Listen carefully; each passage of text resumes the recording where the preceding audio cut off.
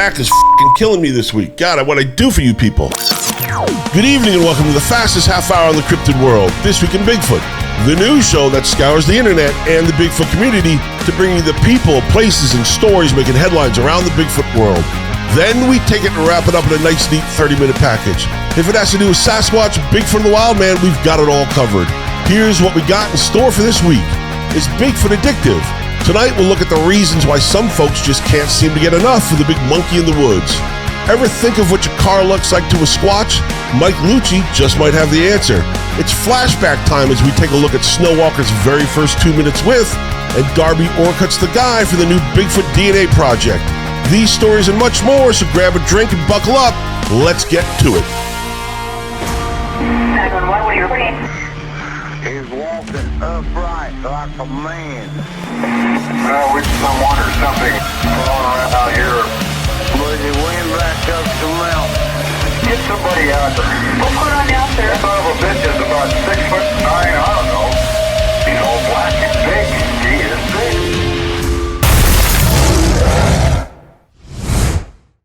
Have you ever wondered why some people become so deeply involved in the communities dedicated to exploring mysteries like the paranormal, UFOs, or even Bigfoot, much more so than others?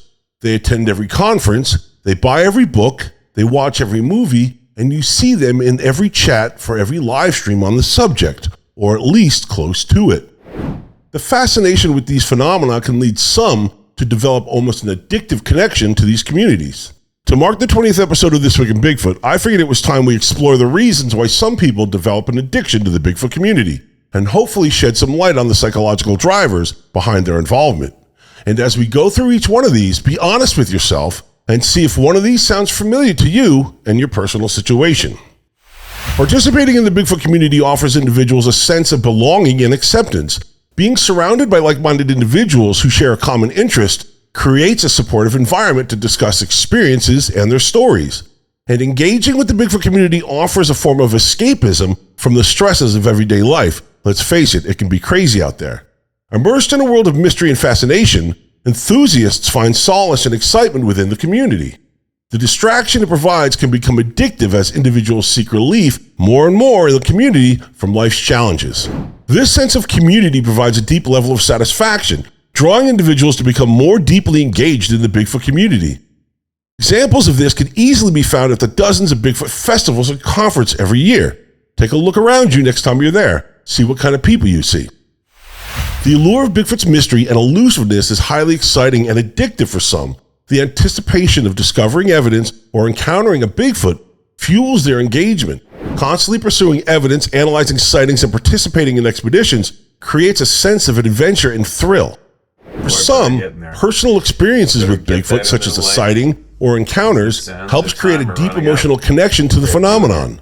These emotionally charged experiences fuel a strong attachment to the Bigfoot community, resulting in addiction-like behaviors as enthusiasts become believers and devote more and more time and energy to their involvement in the community. This is most likely the reason why some people pay for expeditions, form their own research groups, or offer to pay yearly membership fees in groups like the BFRO. Confirmation bias, the tendency to interpret information that aligns with existing beliefs, plays a role in the addiction to the Bigfoot community as well. Individuals who firmly believe in Bigfoot's existence selectively seek out and interpret evidence that supports their beliefs. You've heard me say this more than once. This reinforcement loop validates their convictions and motivates further engagement within the community.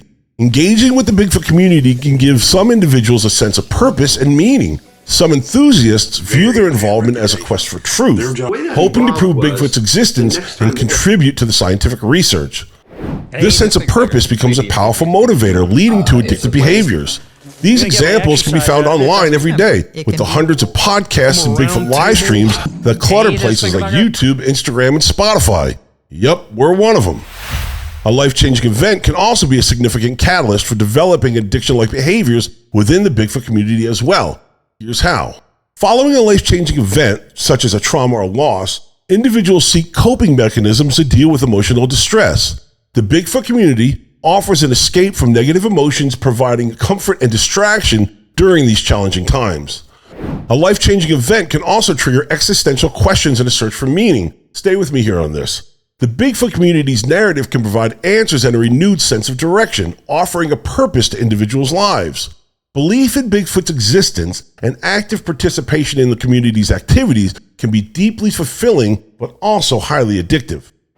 Going through a life-changing event such as a death in the family or divorce can be isolating, leaving individuals feeling lonely and disconnected. The Bigfoot community, once again with its open arms, provides a supportive network of individuals who empathize with these people's challenges. The sense of belonging and social support offered can contribute to addiction-like behaviors within the community. Life-changing events can often bring physical and emotional pain. Engaging with the Bigfoot community can serve as a distraction from this pain, providing excitement and intrigue in investigating sightings and analyzing possible evidence, so it keeps people busy. This escape from the pain can lead to a cycle of seeking more and more involvement within the community. This is how I got involved with Bigfoot. After a series of painful life-changing surgeries, I slowly became more and more interested in the Bigfoot subject matter, and here I am now. The allure of the unknown, the sense of belonging, and the search for meaning are just a few of the factors that draw individuals into the Bigfoot community each year. A life-changing event can seriously also contribute to the development of an addiction to the content within these communities. Think about your own case. Serving as a coping mechanism, providing a sense of purpose, and offering social comfort. However, it's important to recognize that each person's journey is unique, and the reason behind their involvement may vary based on their individual experiences and psychological makeup. As we here at This Week in Bigfoot continue to explore the mysteries that captivate our imagination each week, understanding the drivers behind addiction-like behaviors can shed new light on the profound impact this community has on its members' lives. Since I started researching Bigfoot, one thing I noticed was that a noticeably high amount of sightings seem to happen while the witness is driving. This chart shows what I mean. I reviewed the BFRO public database's 50 most recent Class A reports and tallied the witness's whereabouts into 5 sections. And as you can see, driving is the clear-cut majority, which sheds light on something that rarely gets touched on. What do Bigfoot think of cars? Do they perceive them as some type of animal, or even know to associate cars with humans? Even among common animals, there isn't a lot of research on the matter, but I found an article from northeastwildlife.org that offered some speculative analysis. Its main takeaways were that other animals definitely don't see cars like we do, but also noted that animals can still use their heightened senses to determine if a car could be a threat. Bears, for example, could sniff the air around a parked car to learn if it's a predator or prey.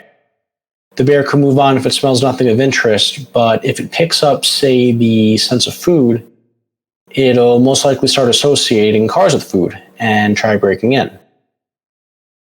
Having said that, the sheer size and sounds a moving car makes could scare the bear off, prompting it to avoid cars in the future. These same qualities could in turn make Bigfoot think similarly about cars and perceive them as something to avoid, or maybe even size up and confront.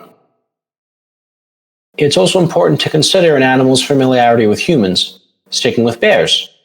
Ones that spend more time near or around human populations might make the connection between people and cars. While bears living out in the wilderness probably think cars are another animal. So based on this rationale, we could assume that's probably the case with the Bigfoot. Squatches are supposed to be creatures that actively try to avoid humans. But with all these sightings people allegedly have while driving, perhaps they don't necessarily associate cars with us. Or maybe they do, since they never seem to stick around afterwards. So regardless of how much, if at all, Squatches might make that association, one thing to reiterate is that, like all other animals, Bigfoot probably don't perceive cars the same way as humans. Today's episode of This Week in Bigfoot is sponsored by Got Knockers Apparel and Clothing. From hoodies and caps to soaps, keychains, and bats, Got Knockers has everything you need to show your love of Bigfoot. For more information and to shop their items, be sure to visit the Got Knockers page on Facebook at facebook.com/Got Knockers. Hey, Got Knockers? The news world is fast-paced and ever-changing. More than once, we've recorded our segments, edited them into a show, and put the episode to bed just to have the news landscape change just prior to or right after the weekly airing of our This Week in Bigfoot. More than a little frustrating, and the hazards of doing a weekly newscast with a deadline. How the show generally works is we write and record our segments like this one here over the weekend. Today is Sunday, July 16th. The two Mikes, Merchant and Luci, will send in their pieces to me no later than Wednesday. So, if stories change or new information comes to light after then, we have to do what we do here, and that's an update. As being honest and self-correcting and truthful is our main goal here, regardless of where the story actually takes us. Last week, we covered Matt Moneymaker's Facebook announcement of a brand new and highly anticipated Bigfoot DNA project to be headed by North Carolina State Professor Darby Orcutt. No stranger to the Bigfoot phenomena, Orcutt has appeared on several podcasts, live streams, and even movies in support of Bigfoot research. The most recent being last Thursday's appearance on Untold Radio AM's Wide Open, well after the cutoff date for last Friday's episode. It's always the case. Here are some of the takeaways from that show. Leading a project, I've got several colleagues who are collaborating with me on this, including genetics and genomics specialists. And what we're doing is that we're going to take a look at unusual physical samples. Scientists who work in academia, unless in the rare exceptions that they're working directly with, particularly the Department of Defense, there's no there's no interest from the government in what they're doing. And so it starts with, we have an intake form that folks can fill out. It says, here, this is what I have. This is why I think it's interesting. From there, then I go and I schedule a brief conversation with that person, either over the computer or on the phone or what have you, to ask a few more questions and all that. At that point, if we're ready to take the sample, we say, okay, here's the information on how to send it to us. I also will say I have a whole host of experts who are not part of the project now, but are sort of on deck, ready to come in case samples in their areas of expertise come in. Any physical sample that somebody finds is a sample of something. Sure. Okay. So if it looks unusual, we want to determine what it is and why it looks unusual. I shared your frustration years ago with not knowing where to send people who said they had samples that they wanted to test. That was a lot of my motivation for running this project there. We also have access, to go and to move into looking at nuclear DNA. We have access to, that's what I was saying. We have multiple machines, or we can work with that in multiple labs. And so, but it comes down to what's really warranted. And Brad, you raised this question that people have raised of, hey, when something comes back and it looks human, is it really human or is it just really, really close to human? And that's a really great question when you're dealing with a Sasquatch hypothesis, because that could be the case, and that's one of the things that that's one of the things I've been determined from the very beginning, that we look at the full scope of what are the possibilities here. So it looks like the summer of 2023 is shaping up to be a good one for Bigfoot research, as now we have two definitive studies going on in the search for Bigfoot DNA.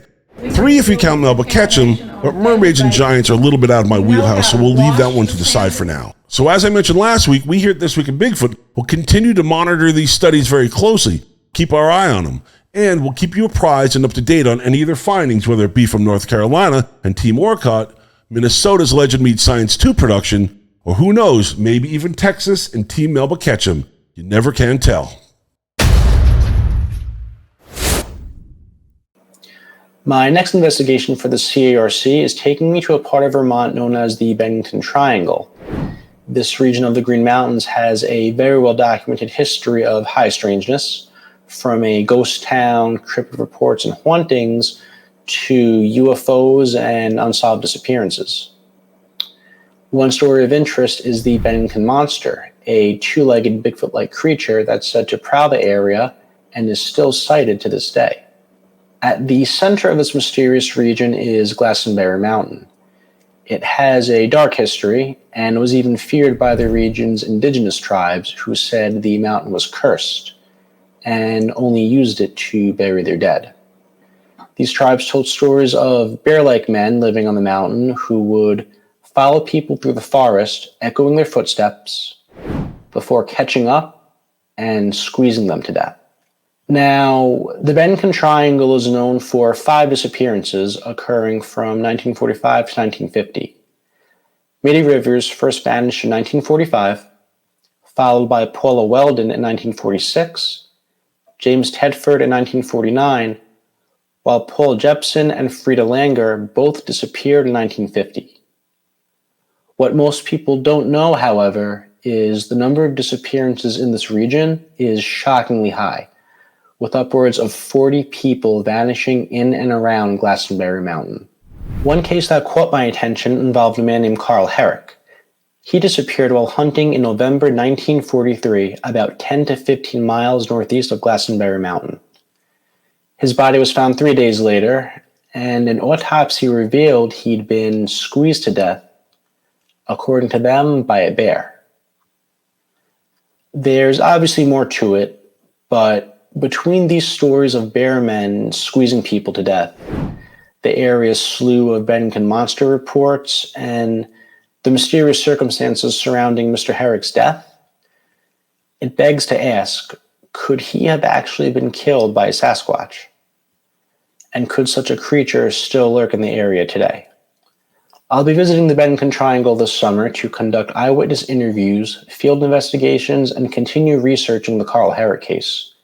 If you or someone you know would like to share any knowledge, stories, or firsthand experiences about the Bennington Monster or the area in general, shoot me an email, message me on Facebook, or email the show.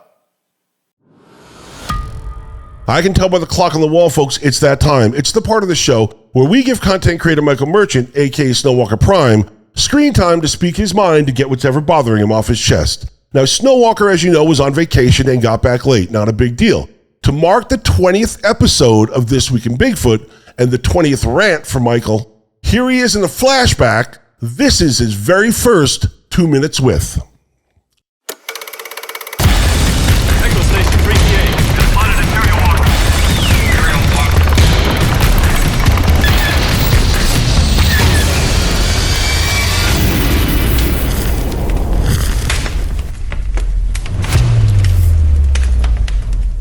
How many Bigfoot are there? I had one guy tell me he thought there was one Sasquatch. There was a Bigfoot personality that left a comment. Too many Bigfoot. Could you explain to me why? Not enough sightings, dude.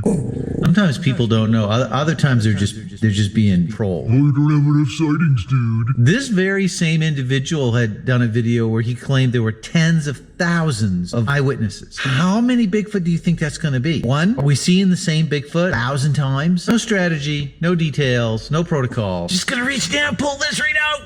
Just gonna pull it out of nowhere. Gonna ridicule somebody that says the exact same thing I said. Darn, I forgot I said that. That bit me in the butt, didn't it? How many Bigfoot are there? That's a good question. Waste our times with these endless, unproductive debates about whether the eyewitnesses are credible. He was confused, befuddled, hallucinating, and I'm pretty sure he's a liar. I had another guy tell me that my calculations were way off. They're not like bears.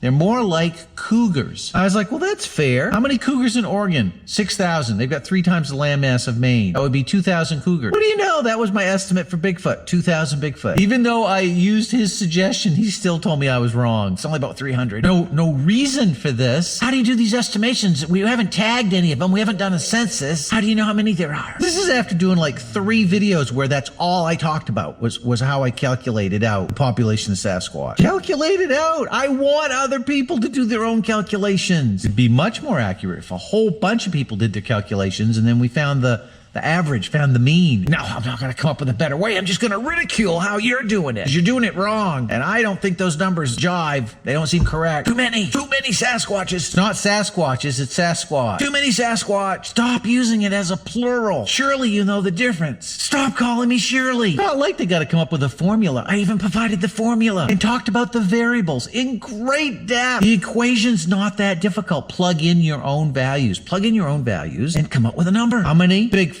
are there?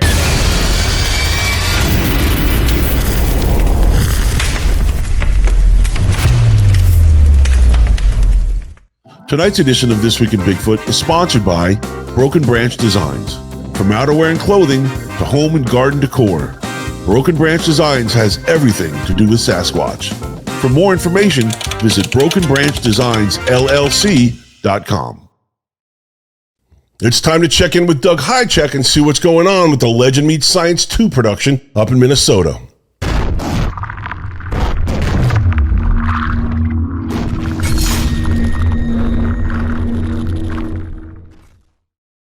This week, the production team has set up base camp at a northern Minnesota hotspot for 30 days, with the goal of setting up 20 AI-powered high-definition cameras that will record 24/7. It's a very isolated spot. We will be able to monitor the cameras live. This type of long-term effort has never been done using the latest technology and in such great numbers of cameras.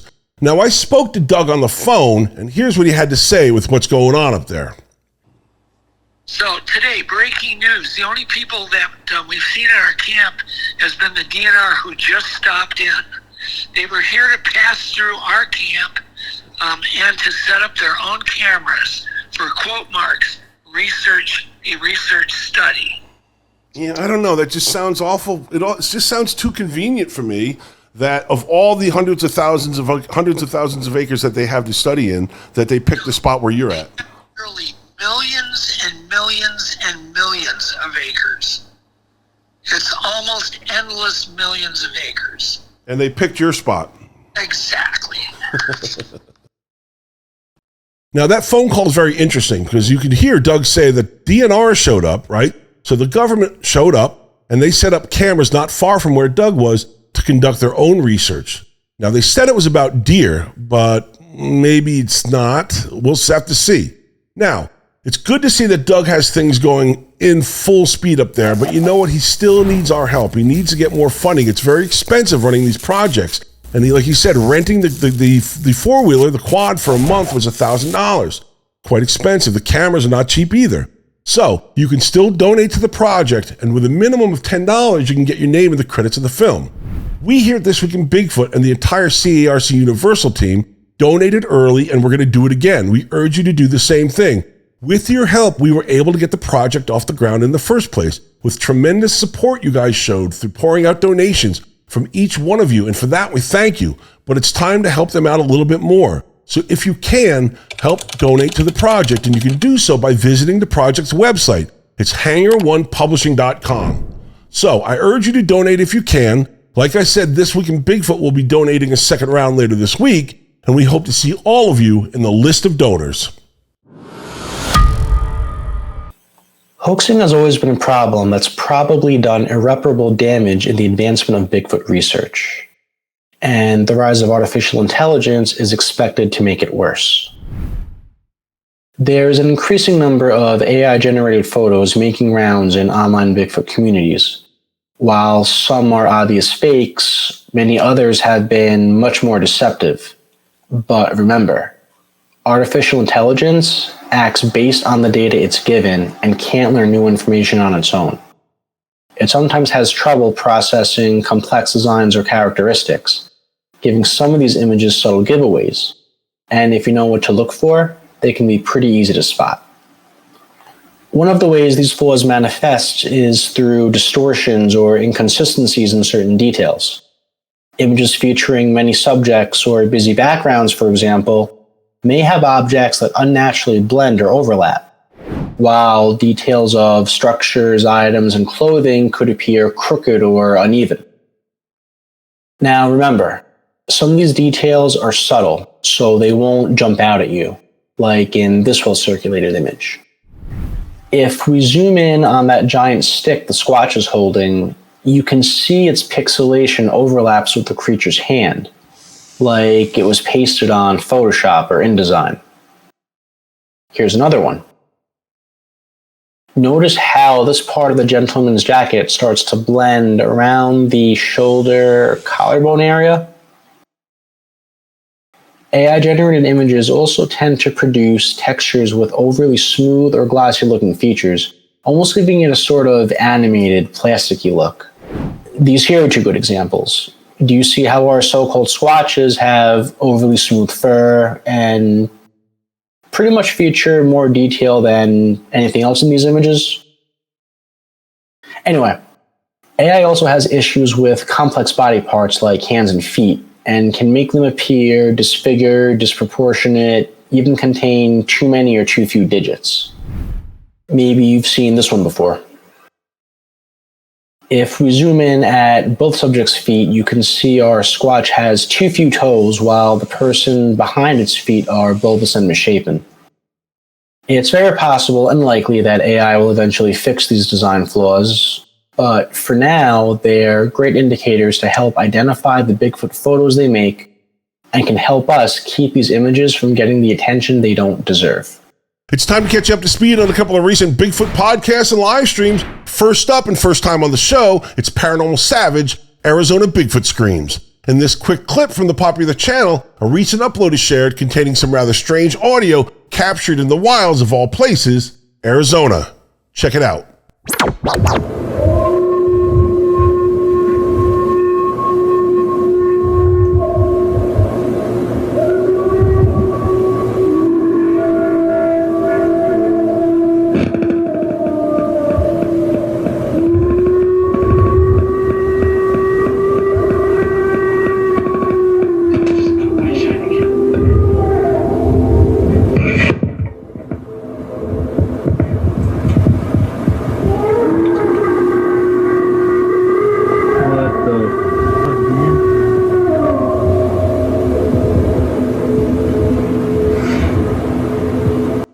Next up, it's the Flash of Beauty podcast, episode 21, X Marks the Squatch. In this dynamic show, Bigfoot Mapping Project founder Scott Tompkins discusses his first Bigfoot sighting and the thought process behind creating one of the best Bigfoot sighting databases ever to be out there. This is a must listen to. Check it out. It just stood up from behind this like shrub. And this shrub was about navel level. And when it stood up, well, I was caught off guard, and I literally just, it's going to sound stupid. I hate that this was my reaction, but I just stood there and said, whoa, just like that. And because I was in like, I was buffering, right? I was to use an IT, I was just buffering, like, what is happening? And then it squatted back down, like, both of us were kind of like, I'd imagine, like, what are you doing here? Like the Wile E. Coyote moment. And it squatted back down, and I was standing there. And after I finished like buffering what was happening, I didn't know what to do. Like everyone says, I'll know what to do. I'll get my camera out. I'll do this. No, I froze. All I could say was, I see you, just like that. And it stood back up, like full frontal. So I could see massive shoulders, no neck, big head, like a pointy head, big and like long. I could see even like the silhouette of its like hand hanging. It's like not a cupped hand. It was just hanging. Big, long fingers and massive, massive arms. Like my hair's standing on the back of my neck right now. Talking about it. Rounding us off today, it's Bigfoot Experience. In the channel's latest upload, Bigfoot witness Greg tells of his experience in the White River National Forest of Colorado. Let's check it out. I figured I shouldn't run because that might cause it to want to chase me, for all I knew. I just put my hands up in a gesture like, I mean you no harm. It seemed to understand, at least partially. It walked directly toward me with the heaviest footsteps, and I'm just not even moving, practically whimpering. I'm so freaked out. It walked right up in front of me, and like I said, I thought I was toast. It was no more than 6 feet in front of me, and I was looking at its stomach region, and I'm 6'2". I took a deep breath and looked up at its eyes, and as soon as I did that, it diverted and went around me, to my right. It was so close I could feel the air disturbance from its massive frame moving past me. I remember I was shaking, and I just closed my eyes. I turned around. I couldn't help myself because I wanted to see this thing walking away, almost like that extra dose of like, okay, yep, I'm definitely sure of what I'm looking at. As the summer heat continues to swell, so do the crowds at Bigfoot conferences from coast to coast. That being said, we all know there's only one guy we can all turn to keep us up to speed on the who's, the what's, and the where's, and that's Chuck Larson with probably the most important Bigfoot festival in this week's Spotlight.